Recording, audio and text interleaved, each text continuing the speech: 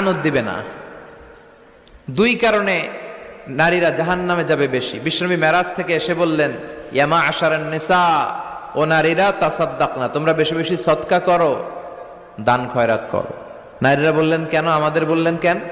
বিশ্বনবী বললেন, উরিতুকুন্না আকসারা আহলিন নার, আমি জাহান্নামে দেখেছি পুরুষের চেয়ে নারীরাই বেশি জাহান্নামী হবে। কি কারণে? দুইটা কারণ। তাকফুরনাল আশিরা, সবাই না, অধিকাংশ নারীরাই স্বামীর অস্বীকৃতি করে।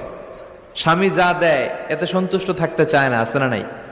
স্বামীর কি চাকরি, কি ব্যবসা, তার উপার্জন কতটুকু, এটাও আপনার দেখার দরকার, আছে না নাই? এখানেই তো আপনার সবরের বিষয়। জান্নাত তেমনি এমনি আসবে না বোন, আপনাকে সবর করতে হবে। স্বামীর নাশুকরি করবেন না। পাশের বাড়ির ভাবিরা তো এত মোটা নেকলেস কিনা দিছে, তুমি দাও না কেন? এদের ঘরে তো দামি সোফা সেট, আমার ঘরে নাই কেন? এদের তো এটা করে, এদের তো এটা দিছে।